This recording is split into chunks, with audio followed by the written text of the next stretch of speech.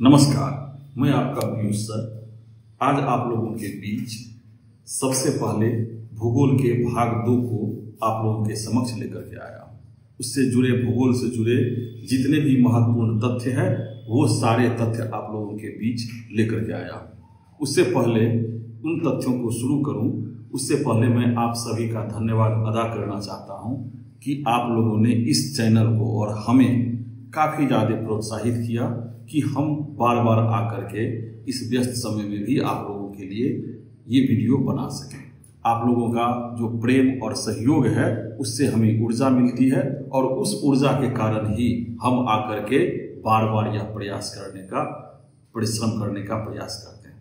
तो आइए अब हम समय न बिताते हुए आप लोगों का धन्यवाद ज्ञापन को प्रस्तुत करके हम आप लोगों के समक्ष अब इसके भाग 2 पार्ट 2 को लेकर के आ रहे हैं। तो आइए अब हम देखते हैं इसके भाग 2 के खंड को। हम लोग जैसा कि जानते हैं कि पार्ट 1 वाले जो वीडियो आपके भूगोल के तथ्य के थे उसमें आप लोगों ने जितने भी शैल हैं, जितने भी प्रकार के शैल हैं उनके बारे में जाना था। उससे आगे जो है वो है आपको ज्वालामुखी का।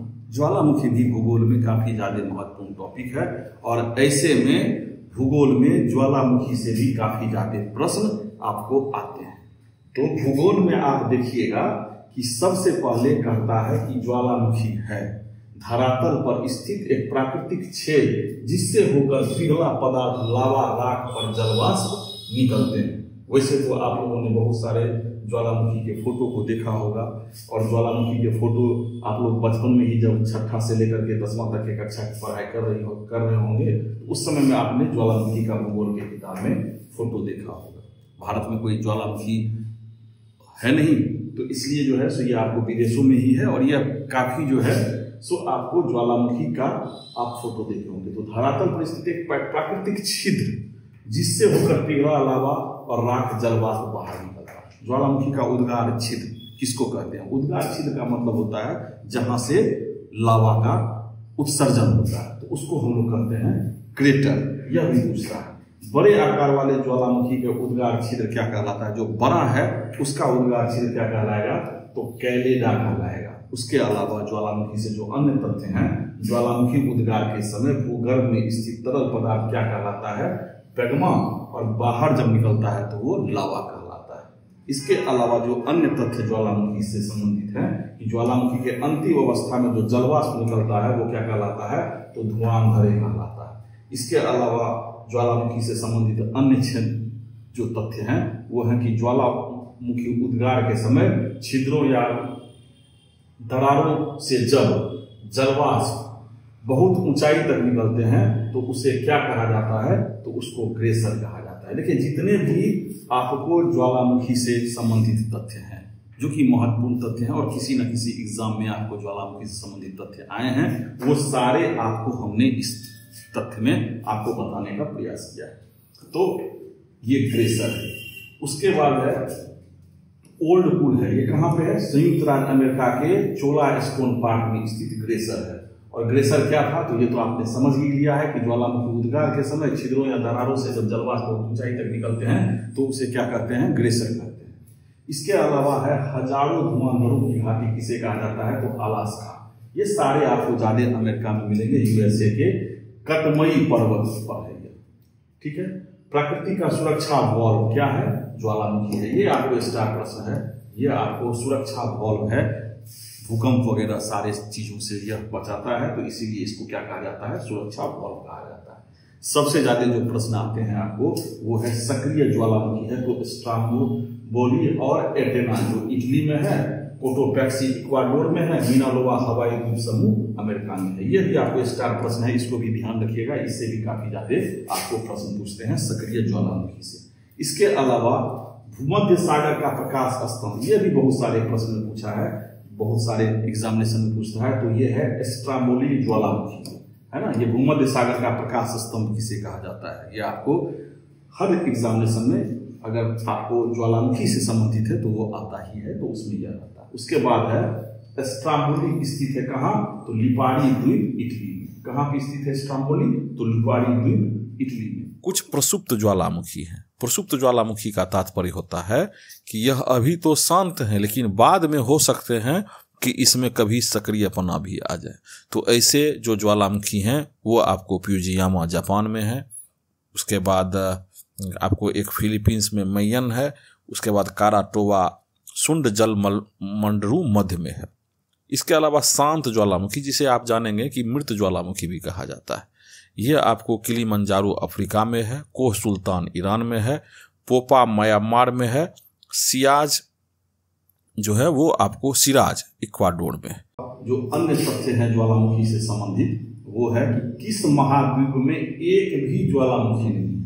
तो किस महाद्वीप में एक भी ज्वालामुखी नहीं है, तो वो है आपको ऑस्ट्रेलिया महाद्वीप। यह भी आपको स्टार प्रश्न है कि कौन से में नहीं है। आजकल बीपीएससी में नहीं पूछने का चलन कुछ ज्यादा बढ़ा है, तो नहीं वाला जो है वो आपको ऑस्ट्रेलिया महाद्वीप में है। इसके अलावा विश्व का सबसे ऊंचा सक्रिय ज्वालामुखी जो है वो है कोटोपेक्सी, और यह है कहां, तो इक्वाडोर दक्षिण अमेरिका में। यह भी आपको काफी ज्यादा प्रश्न पूछने का रहा है। विश्व की सबसे ऊंचाई पर स्थित शांत या मृत ज्वालामुखी कौन सा है, तो एकागागुआ या एंडीज पर्वत पर। और भारत का एकमात्र सक्रिय ज्वालामुखी कहां पे है, यह भी स्टार है, तो यह है आपको अंडमान निकोबार द्वीप समूह में बैगन द्वीप है ना। इसके अलावा जो ज्वालामुखी से अन्य तथ्य है कि ज्वालामुखी पर्वत माउंट सेंट हेलेस कहां स्थित है, तो यह है अमेरिका के हवाई द्वीप में। एक तरफ आपको माउंट सेंट हेलेस है और ये कहां स्थित है, तो हवाई द्वीप में। विश्व का सर्वाधिक सक्रिय ज्वालामुखी कौन सा होगा, तो यह है अमेरिका के हवाई द्वीप में स्थित किला में। प्राकृतिक, अब देखिए ये जितने भी आपने तथ्य देखे हैं वो सारे तथ्य आपको फैक्ट्स हैं और काफी ज्यादा महत्वपूर्ण प्रश्न आपको अन्य सभी एग्जामिनेशन में पूछे जाते हैं। तो ये जो सभी एग्जामिनेशन में पूछे जाते हैं, तो ये आपको सारा सब कुछ है आपको ज्वालामुखी से संबंधित। ये सारे आपको ज्वालामुखी से संबंधित प्रश्न हैं जो कि आपको आएंगे। ठीक है, अब हम अगला जो आपको तथ्य बताते हैं वो तथ्य आपको किससे है, तो भूकंप से। भूकंप भी आपको ज्वालामुखी की तरह, या भूकंप भी आपको हर प्रतियोगिता परीक्षा में भूगोल के दृष्टिकोण से काफी महत्वपूर्ण चैप्टर है। भूकंप में हम लोग जानेंगे सबसे पहले कि प्राकृतिक घटनाओं से पृथ्वी का कंपन जो है वो क्या कहलाता है, तो भूकंप कहलाता है।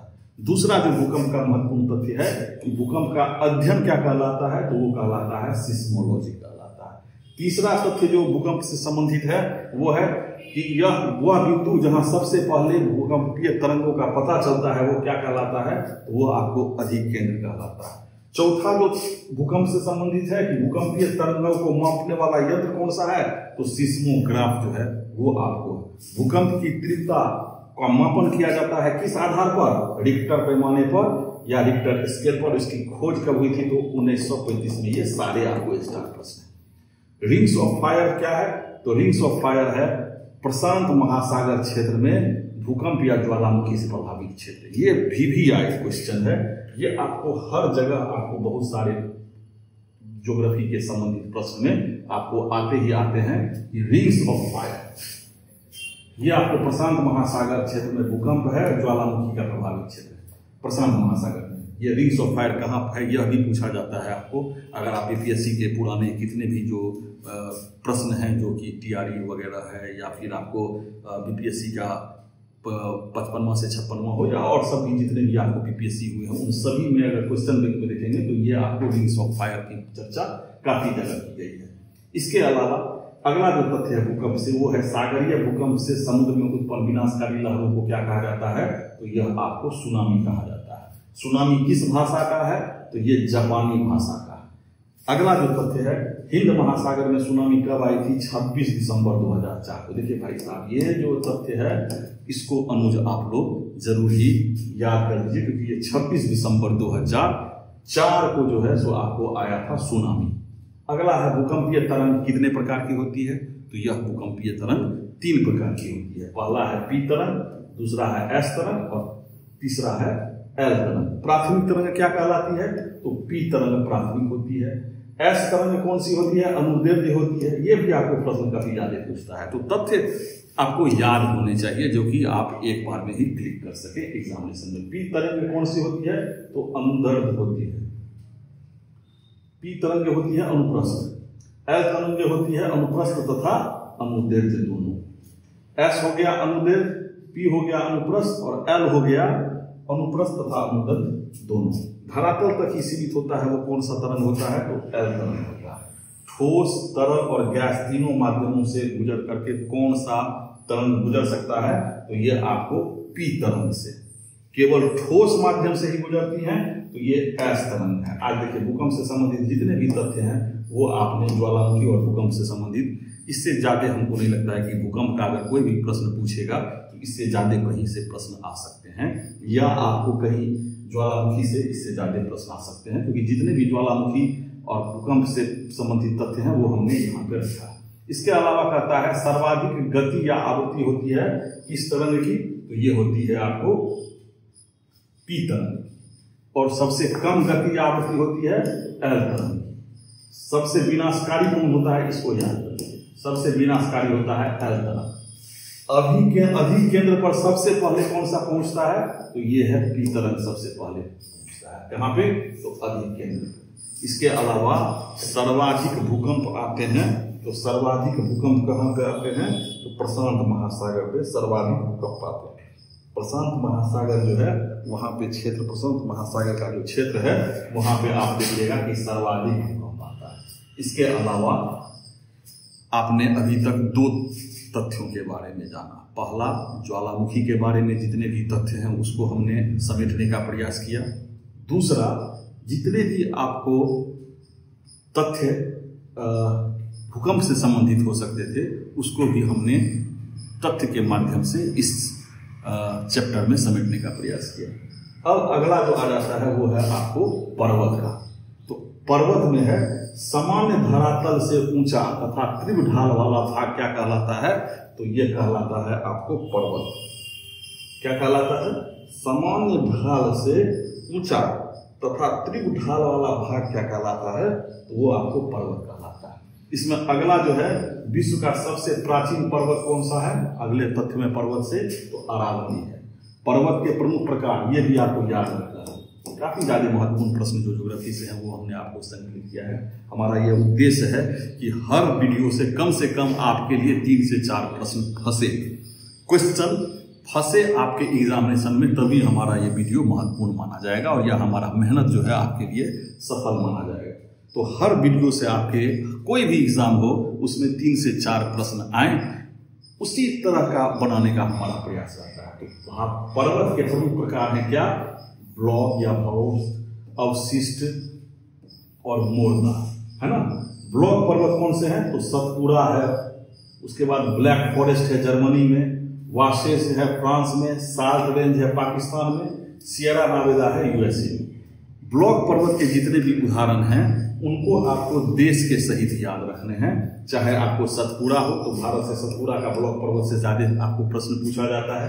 ब्लैक फॉरेस्ट हो जर्मनी का, है ना, ये सारा आपको है। विश्व का सबसे विस्तृत ब्लॉक फॉरेस्ट कौन सा है, तो सियरा नेवादा जो कैलिफोर्निया में है अमेरिका में। सबसे विस्तृत ब्लॉक पर्वत आपको सियरा नेवादा जो कि कैलिफोर्निया में।